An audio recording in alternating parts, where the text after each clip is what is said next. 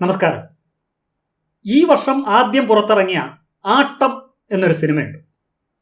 അധികം ആരും കണ്ടിട്ടില്ലാത്ത ആ സിനിമയ്ക്ക് ശേഷം ഒരു പ്രത്യേകതയുള്ള സിനിമ എന്ന നിലയിൽ എന്നെ ഏറ്റവും അധികം തൃപ്തിപ്പെടുത്തിയ സിനിമയാണ് ഉള്ളൊഴുക്ക്. ഈ സിനിമയുടെ വിശേഷങ്ങളാണ് ഇന്നത്തെ വിനോദ് ടാക്കീസിൽ.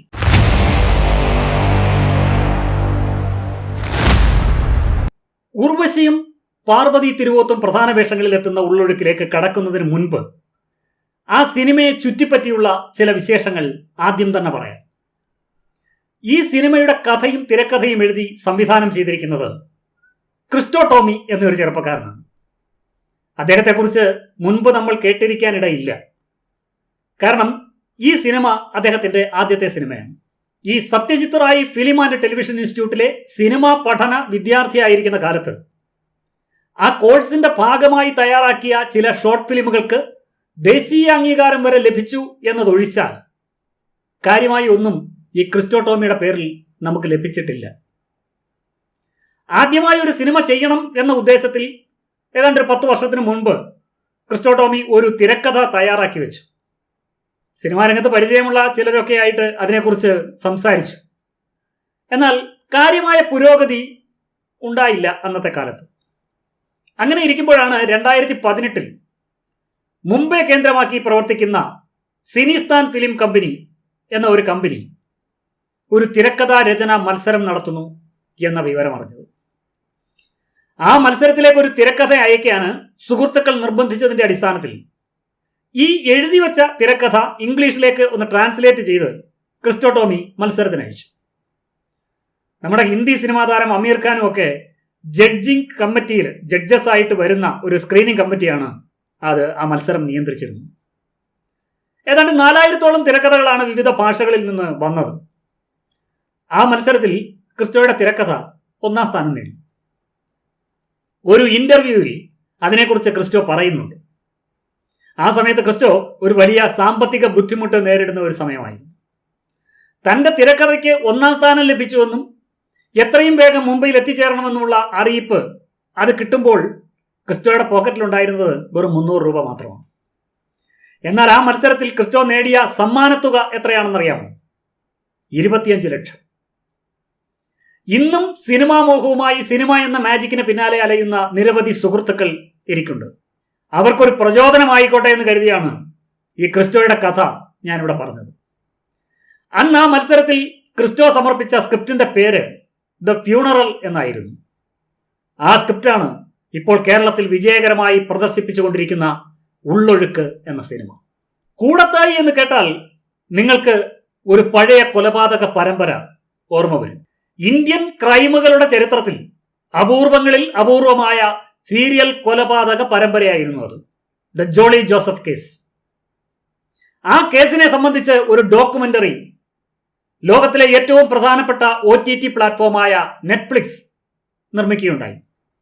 ആ ഡോക്യുമെന്ററിയുടെ സംവിധായകനായിരുന്നു നമ്മുടെ ഈ ക്രിസ്റ്റോ ടോമി. ആ ഡോക്യുമെന്ററിയിലൂടെ ക്രിസ്റ്റോയുടെ പ്രതിഭ സിനിമാ ലോകം തിരിച്ചറിഞ്ഞു. കറി ആൻഡ് സയനൈഡ് എന്നാണ് ആ ഡോക്യുമെന്ററിയുടെ പേര്. നിങ്ങൾക്കത് കാണാൻ താല്പര്യമുണ്ടെങ്കിൽ അത് നെറ്റ്ഫ്ലിക്സിൽ ഇപ്പോഴുമുണ്ട്. ഈ ക്രൈം സീരിയൽ അല്ലെങ്കിൽ ക്രൈം സിനിമകളോട് അല്ലെങ്കിൽ ക്രൈം കഥകളോടൊക്കെ താല്പര്യമുള്ളവർക്ക് അത് ഒരു നല്ല അനുഭവമായിരിക്കും. നമുക്കിനി ഉള്ളൊഴുക്കിലേക്ക് മടങ്ങി വരാം. വളരെ ലളിതമായ ഒരു കഥയാണ് ഉള്ളൊഴുക്ക്. അതുകൊണ്ട് തന്നെ ആ സിനിമ കാണാൻ ആഗ്രഹിക്കുന്നവരോട് കഥയുടെ ഒരു സൂചനയും നൽകാൻ ഞാൻ തയ്യാറല്ല. എന്നാൽ ഈ പറയുന്നതിൽ എന്തെങ്കിലും സ്പോയിലർ ഉണ്ടായാൽ അതിനുണ്ടാകാനുള്ള സാധ്യതയുണ്ട്. സിനിമ പുറത്തു വന്നിട്ട് ഒരാഴ്ചയായി. അതുകൊണ്ടും മറ്റുള്ള മിക്കവാറും മാധ്യമങ്ങളിലൊക്കെ വിശദമായ വിവരണം പ്രസിദ്ധീകരിച്ചു എന്നതുകൊണ്ടും എനിക്ക് കുറച്ച് പറയാതെ പോകാനും കഴിയില്ല. ഈ സിനിമയിൽ വമ്പൻ സസ്പെൻസുകൾ, ഞെട്ടിക്കുന്ന വഴിത്തിരിവുകൾ, തലതിരിഞ്ഞ ആശങ്കകൾ, കരൾ കലക്കുന്ന ആകുലതകൾ ഇവയൊന്നുമില്ല. മലയാള സിനിമയിൽ നായികമാർ എവിടെയോ എന്നൊക്കെ പരാതി പറയുന്നവർക്കുള്ള മറുപടിയാണ് ഈ സിനിമ എന്ന് വേണമെങ്കിൽ പറയാം. ഉള്ളൊഴുക്ക് ശക്തമായ ഒരു സ്ത്രീപക്ഷ നിലപാട് വെളിപ്പെടുത്തുന്ന സിനിമയാണ്. എന്നാൽ ഇതിന്റെ ഒരു പ്രത്യേകത, സ്ത്രീപക്ഷത്തെ സ്വതന്ത്രമായി നിന്ന് വിമർശിച്ചുകൊണ്ട് തന്നെയാണ് ഈ സിനിമ നിലപാട് ഉയർത്തിപ്പിടിക്കുന്നത്. ഈ സിനിമയിൽ പ്രധാനമായും 5 സ്ത്രീ കഥാപാത്രങ്ങളുണ്ട്. ഈ 5 പേരും സ്നേഹത്തിന്റെ വിഷം തീണ്ടിയവരാണ്. അപ്പോൾ സ്വാഭാവികമായും നിങ്ങൾ ചോദിക്കും, സ്നേഹത്തിന് വിഷമുണ്ടോ എന്ന്. ഉണ്ട്. സ്നേഹമാണ് ഈ സിനിമ നമുക്ക് മുന്നിൽ വിളമ്പുന്ന വിഭവം. എന്നാൽ ആ സ്നേഹം ഒരു ഉഗ്ര വിഷമുള്ള ഭാവമാണോ എന്ന് സിനിമ കണ്ടിറങ്ങുമ്പോൾ നമുക്ക് തോന്നിപ്പോകും. ഒരർത്ഥത്തിൽ പറഞ്ഞാൽ നമ്മളെല്ലാം ഓരോരോ തരത്തിൽ സ്നേഹത്തിന്റെ വിഷം തീണ്ടിയവരാണ്. ഈ സിനിമയിലെ ലീലാമ്മയെ തന്നെ എടുക്കാം നമുക്ക്. ആ വേഷമാണ് ഉർവശി കൈകാര്യം ചെയ്യുന്നത്. ലീലാമ്മയുടെ ലോകം മകൻ തോമസ് കുട്ടി മാത്രമാണ്. തോമസ് കുട്ടിയോട് അടങ്ങാത്ത സ്നേഹമായിരുന്നു അവർക്ക്. തോമസ് കുട്ടിയുടെ സന്തോഷം മാത്രമായിരുന്നു അവരുടെ ജീവിത ലക്ഷ്യവും. തോമസ് കുട്ടിയെ സ്നേഹിക്കുന്ന എല്ലാവരെയും അവരും സ്നേഹിച്ചു. തോമസ് കുട്ടിയെ ഈ ലോകം സ്നേഹിക്കുന്നത് കൊണ്ടാണ് അവർ ഈ ലോകത്തെ പോലും സ്നേഹിച്ചത്. തോമസ് കുട്ടിയുടെ ഭാര്യയായതുകൊണ്ടാണ് അഞ്ജുവിനെ ലീലാമ്മ മകളെ പോലെ സ്നേഹിച്ചത്. അല്ലാതെ അഞ്ജു മരുമകളായതുകൊണ്ടൊന്നുമല്ല. അഞ്ജുവായി വേഷം ചെയ്യുന്നത് പാർവതി തിരുവോത്താണ്. ഈ രണ്ട് കഥാപാത്രങ്ങളിൽ കൂടി സ്നേഹത്തിന്റെ വിവിധ മുഖങ്ങൾ, വിവിധ ഭാവങ്ങൾ നമുക്ക് വെളിപ്പെടുത്തുന്നു ഈ സിനിമ. ഇവിടെ സ്നേഹം എങ്ങനെ വിഷമാകുമെന്നല്ലേ നിങ്ങളുടെ സംശയം? തോമസ് കുട്ടിയോടുള്ള ലീലാമ്മയുടെ സ്നേഹം, അവന്റെ സന്തോഷം മാത്രം ലക്ഷ്യം വെച്ച അവരുടെ ജീവിതം, അത് ലീലാമ്മയെ കൊണ്ട് അവന്റെ രോഗം മറച്ചു വെച്ച് അവനെ ഒരു പെണ്ണ് കെട്ടിച്ചു. അവിടെ വിഷം തീണ്ടുന്നത് ഒരു പാവപ്പെട്ട പെണ്ണിനെയാണ്. മരിച്ചു പോകുമെന്ന് ഉറപ്പുള്ള ജീവിതമായിരുന്നു തോമസ് കുട്ടിയുടെ. ഒരു പെണ്ണിന്റെ ജീവിതം കൂടിയാണ് അവിടെ നശിപ്പിക്കപ്പെട്ടത്. അപ്പോൾ സ്നേഹത്തിന് വിഷമുണ്ടോ? ഉണ്ട്. രണ്ടാമത്തെ കഥാപാത്രമായ അഞ്ജുവിനെ അവതരിപ്പിക്കുന്നത് പാർവതിയാണ്. കോളേജിൽ പഠിക്കുന്ന കാലം മുതൽ അവൾ ഒരുത്തനെ പ്രണയിച്ചു. മറ്റൊരു മതത്തിൽപ്പെട്ട ആളായതിനാൽ വീട്ടുകാര് ആ വിവാഹത്തിന് സമ്മതിച്ചില്ല. അങ്ങനെ അവൾ മറ്റൊരു വിവാഹത്തിന് തയ്യാറായി. വിവാഹം കഴിഞ്ഞ് കുറച്ചു നാളുകൾക്ക് ശേഷം പഴയ കാമുകനെ അവൾ കണ്ടെത്തുന്നു, അല്ലെങ്കിൽ കണ്ടുമുട്ടുന്നു. ആ ബന്ധം കൂടുതൽ ശക്തമായി തുടരുന്നു. അവിടെയുമുണ്ട് സ്നേഹത്തിൽ ഒരല്പം വിഷം. ഉർവശിയുടെ മകളായി അഭിനയിക്കുന്നത് സ്മൃതിയാണ്. വിവാഹം കഴിച്ചുവിട്ട് ഭർത്താവും മക്കളും ആയപ്പോൾ സ്വന്തം വീട്ടിലേക്ക് ഒന്ന് തിരിഞ്ഞു പോലും നോക്കാത്ത അവരുടെ സ്നേഹത്തിലുമുണ്ട് ഒരല്പം വിഷം. വീണ നായർ കൈകാര്യം ചെയ്യുന്ന ഒരു കന്യാസ്ത്രീയുണ്ട് ഈ സിനിമയിൽ. ഈ ലോകത്തിന്റെ നന്മയ്ക്കായി തിരുവസ്ത്രമണിഞ്ഞ അവർക്ക് പോലും സ്നേഹത്തിന്റെ പേരിൽ പലതും ഉറക്കെ പറയാൻ കഴിയുന്നില്ല. അതുകൊണ്ട് വിഷം തീണ്ടിയവർ എത്രയോ പേർ.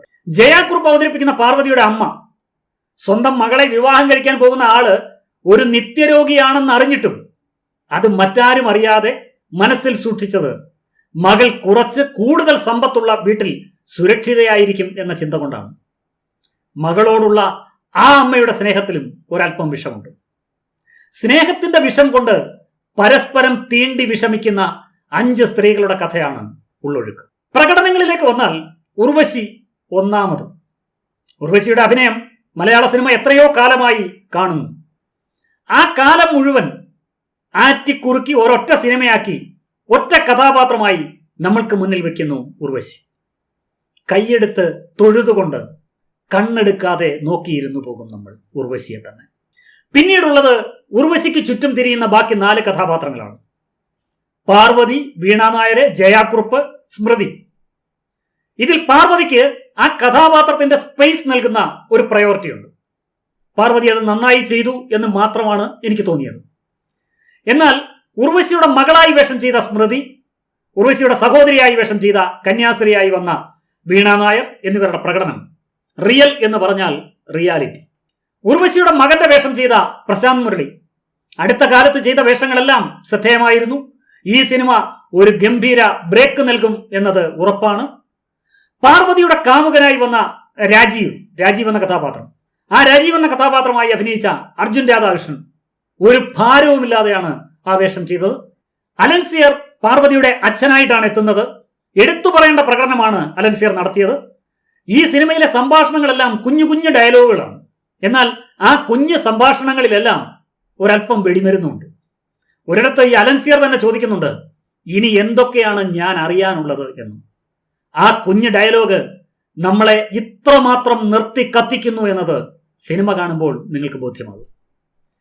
കുട്ടനാടും അവിടുത്തെ പ്രകൃതിയും ഈ സിനിമയിലെ പ്രധാന കഥാപാത്രങ്ങളാണ്. കുട്ടനാടും പരിസരവുമെല്ലാം പരിചയമുള്ളവർക്ക് ഈ സിനിമയെ വേഗത്തിൽ പരിചയമാകും. സിനിമയുടെ പരിസരം നമുക്ക് സുപരിചിതമാകുന്നത് അതുകൊണ്ടാണ്. മഴക്കാലം, കുട്ടനാട്ടിലെ വെള്ളപ്പൊക്കം, കുട്ടനാട്ടിലെ വെള്ളപ്പൊക്കം കുട്ടനാട്ടുകാർക്ക് ഒരു ശീലമാണ്. മുട്ടറ്റം വെള്ളത്തിൽ നിന്ന് അവർ സാധാരണ പോലെ എല്ലാം ചെയ്യും. മഴക്കാലത്ത് വെള്ളം ഇങ്ങനെ കയറി പുരയ്ക്കുള്ളിൽ വന്നാലും അവർക്ക് അപരിചിതമായ ഒരു അനുഭവമല്ല അത്. ആ കയറ്റവും ഇറക്കവും ഈ സിനിമയിലെ കഥാപാത്രങ്ങൾ കൂടിയാണ്. എന്നാലും ഈ സിനിമയുടെ ചിത്രീകരണ കാലം മുഴുവൻ മുട്ടോളം വെള്ളത്തിൽ നിന്ന് പ്രവർത്തിക്കേണ്ടി വന്ന ഇതിലെ അഭിനേതാക്കൾക്കും ടെക്നീഷ്യന്മാർക്കും ഒരു സല്യൂട്ട്. യഥാർത്ഥത്തിലുള്ള വെള്ളപ്പൊക്കത്തിലും ക്രിയേറ്റ് ചെയ്ത വെള്ളപ്പൊക്കത്തിലുമൊക്കെയാണ് ഈ സിനിമ ചിത്രീകരിച്ചിട്ടുള്ളത് എന്ന് വ്യക്തമാണ്. എന്നാൽ അത് രണ്ടും മനോഹരമായി സിങ്ക് ചെയ്തിട്ടുണ്ട് ഈ സിനിമയിൽ. സിനിമയുടെ മൂഡ് ലിഫ്റ്റ് ചെയ്യുന്നതിൽ ഈ സിനിമയിലെ സംഗീതത്തിനും ക്യാമറയ്ക്കും ഒക്കെ ഒരു വലിയ പങ്കുണ്ട്. സംഗീതം ഒരിടത്തു പോലും സിനിമയുടെ മുകളിൽ കയറി കസർത്ത് കാണിക്കുന്നില്ല. ആ കാര്യത്തിൽ ഈ സിനിമയിൽ ബോധം കാണിച്ച സുഷിൻ ശ്യാമിന് അഭിനന്ദനം അർഹിക്കുന്നു. ഉള്ളൊഴുക്ക് എന്ന പേരിന് പോലും ഒരു ത്രിമാന സ്വഭാവമുണ്ട്. ഉള്ളൊഴുക്ക് എന്നാൽ അടിയൊഴുക്കല്ല. അണ്ടർ കറന്റ് എന്ന അർത്ഥം വരുന്ന അടിയൊഴുക്കിന് പോലും അതിനുള്ളിൽ ഒരു ഉള്ളൊഴുക്കുണ്ടാകും. അത് നേരിൻ്റെതാണോ നെറികേടിൻ്റെതാണോ എന്നതാണ് നമുക്ക് ഈ സിനിമ കാണുമ്പോൾ സംശയം. നമ്മുടെ പല ധാരണകളെയും ഉള്ളൊഴുക്ക് പൊളിച്ചെഴുതുന്നുണ്ട്. നമ്മുടെ ധാരണകളുടെ പൊള്ളത്തരങ്ങൾ നമുക്ക് കാണിച്ചു തരുന്നുമുണ്ട് ഈ സിനിമ. കുടുംബം എന്നാൽ എന്താണ്? കൂടുമ്പോൾ ഇമ്പമുള്ളത് എന്ന് നമ്മൾ സാധാരണ പറയും. അതുതന്നെയാണ് ഈ സിനിമയിൽ ഉർവശിയുടെ കഥാപാത്രം പറയുന്നത്.